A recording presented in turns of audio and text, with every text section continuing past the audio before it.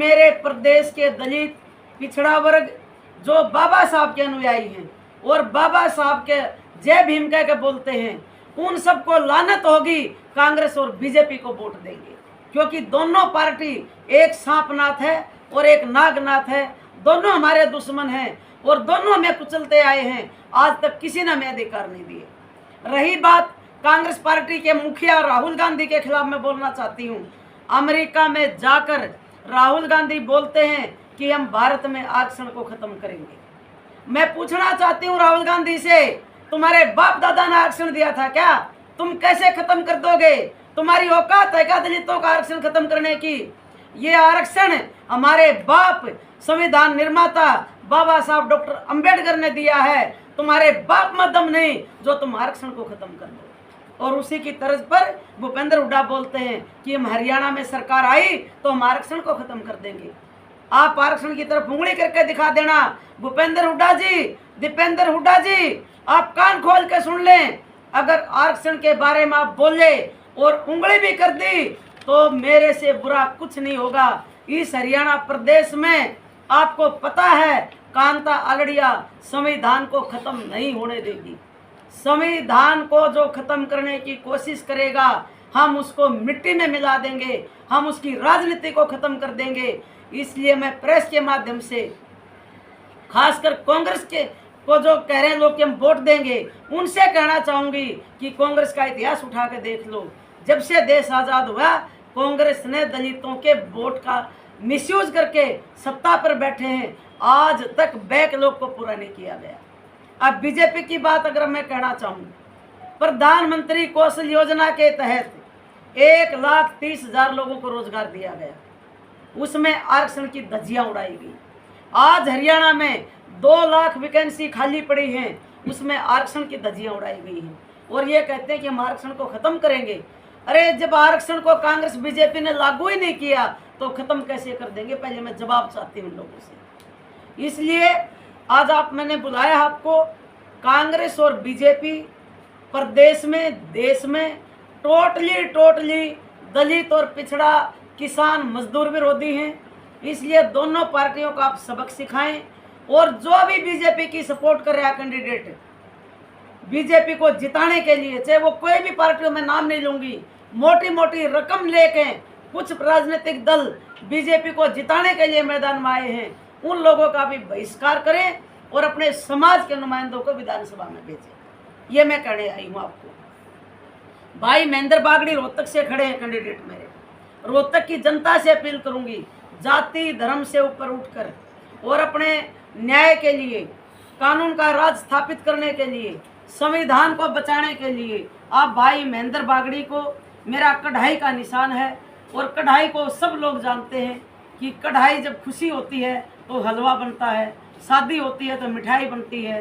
गुरु महाराज ने मेरे को, बाबा साहब ने कढ़ाई का निशान दिया है और ये इतना खुशहाली का प्रतीक है। मैं पत्रकार बंधुओं से भी कहना चाहूँगी कि मेरी बात को आप जन जन तक पहुँचाएँ और जो मिशन एकता पार्टी का निशान है कढ़ाई का, उस कढ़ाई का बटन दबाकर व्यवस्था परिवर्तन की इस लड़ाई में, सामाजिक परिवर्तन की लड़ाई में किसान, मजदूर, दलित, पिछड़ा, छोटा दुकानदार, महिलाओं के सम्मान और स्वाभिमान के लिए मिशन एकता पार्टी के हाथ मजबूत करें, ताकि हम भारतीय जनता पार्टी और कांग्रेस की जो मिली भगत है, दोनों मुशहरी बहन हैं, दोनों आरएसएस से निकली हुई पार्टियां हैं और दोनों ने पूरे देश को बर्बाद कर दिया है, दोनों ने संविधान की हत्या की है, दोनों संविधान को बदलना चाहते हैं। इन दोनों पार्टियों का बहिष्कार करें और मिशन एकता पार्टी के सभी प्रत्याशियों को फतेहाबाद, नारनौंद, गुलाचिका, रोहतक और शाहबाद 5 सीटों पर कढ़ाई के निशान पर हमें विजयी बनाकर भेजें। मैं प्रदेश की जनता से वायदा करती हूँ, विधानसभा में 90 विधायकों में से हम 5 विधायक अगर चुनकर जाते हैं, 85 एक तरफ रहेंगे और 5 विधायक एक तरफ रहेंगे जो व्यवस्था परिवर्तन की लड़ाई लड़ेंगे। और जो अधिकार आज तक नहीं दिए इस देश में, इस प्रदेश में, वो अधिकार हम इस 5 साल में पूरे करके देंगे।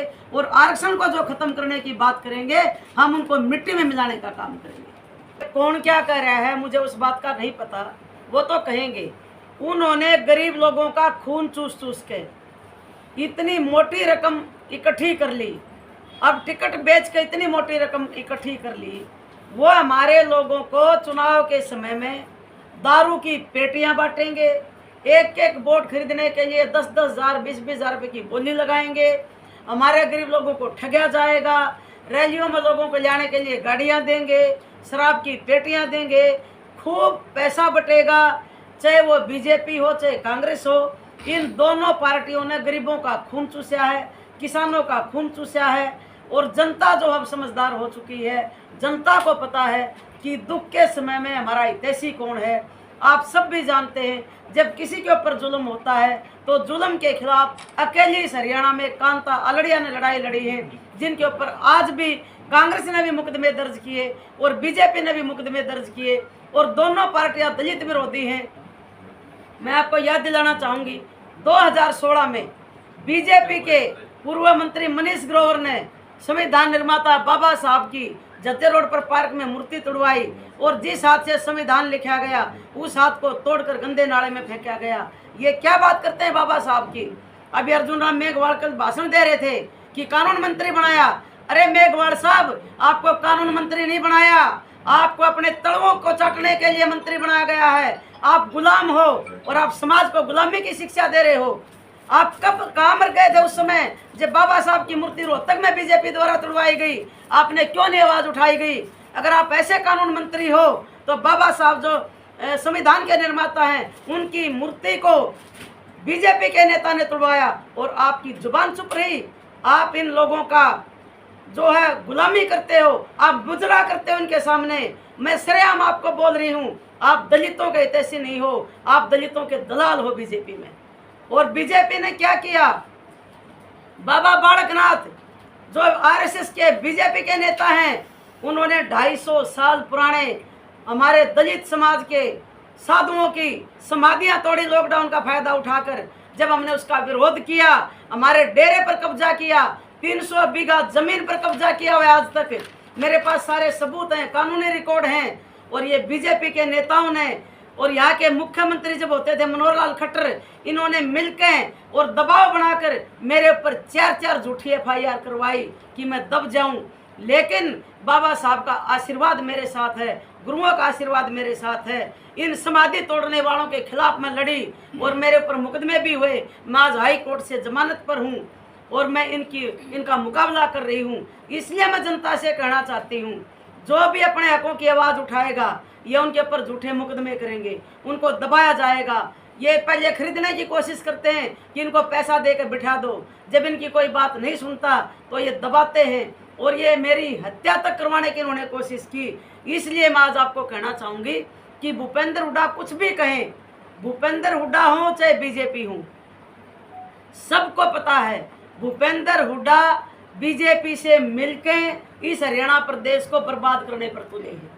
सबको पता है ईडी के डर से भूपेंद्र हुड्डा वो काम कर रहे हैं जो बीजेपी कहती है। ये मैं सरेआम आपको बोल कर जा रही हूँ। और ये बीबी बत्रा, ये भाई महेंद्र बैठा है, जब कांग्रेस का बोर्ड जब हटा रहे थे अशोक तंवर का ये फोटो नहीं लगा सके।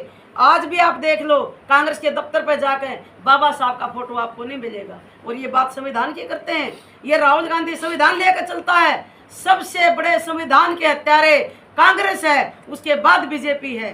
दोनों संविधान के हत्यारे हैं और राहुल गांधी संविधान को उठाकर दलितों को गुमराह कर रहे हैं। हम गुमराह नहीं होंगे, हम तुम्हें जवाब देंगे अपमान का।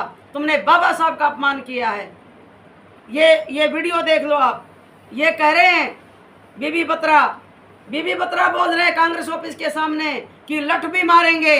ये लठ मारने वाला बीबी बत्रा, ये प्रत्याशी है रोहतक से, अशोक तंवर का सिर फोड़ा, बहन शैलजा का अपमान किया। इसलिए मैं कहना चाहूंगी कि इनका विरोध करो, सामाजिक बहिष्कार करें दलित और पिछड़ा वर्ग और इनकी औकात दिखाएं। प्रेम सिंह गुरु रविदास सभा के वो प्रधान है प्रेम कुमार जी। मैं हल्का कलानौर की जनता से कहना चाहूंगी, एक तरफा पोल करके भाई प्रेम कुमार को भारी मतों से विजयी बनाकर बीजेपी और कांग्रेस से बदला लें अपने अपमान का और संविधान खत्म करने का। बड़ा आपने आरोप लगाया खरीद फरोख्त का, कैसे पता आपको कि आपके पास भी ऑफर है? देखिए, हमारे लोगों के पास रोज ऑफर आती है। पैसा ले लो, पैसा ले लो। भाई महेंद्र को भी किसी आदमी ने फ़ोन करके कहा, मेरे को भी फ़ोन करके कहा, मैं नाम उजागर नहीं करूँगी, कि आप समझाओ, आप महेंद्र बागड़ी को समझाओ। मैंने एक ही बात कही कि कांता आलड़िया वो नाम है जिसने कभी बिकना नहीं सीखा, जिसने कभी झुकना नहीं सीखा, जो कभी डरी नहीं। लोकतंत्र में अगर सही लोकतंत्र के मायने अगर आप देखेंगे तो वो कांता आलड़िया ने स्थापित किए हैं। चाहे वो संविधान स्थल की लड़ाई हो, चाहे वो हमारे महापुरुषों की समाधियां तोड़ने की लड़ाई हो, दोनों सरकारों में अगर आंदोलन किए लड़ी तो कांता आलड़िया लड़ी है। मिर्जपुर में जब लोगों को जिंदा जलागा हुड्डा के टाइम में तो 1000 लोगों को पैदल यात्रा करके दिल्ली तक पहुंची। अगर दलित पिछड़ा वर्ग को न्याय दिलाया है तो कांता आलड़िया ने न्याय दिलाया है। हम ना झुकने वाले हैं, ना बिकने वाले हैं, ना हमें किसी के हराम के पैसे की ज़रूरत है। हम तो पैदल चल के वोट मांगेंगे, लेकिन अपने समाज को टिकाऊ बनाएंगे, बिकाऊ नहीं बनाएंगे। भी गठबंधन करने के लिए तैयार नहीं हूँ, क्योंकि सभी पार्टियों ने हमारा शोषण किया है।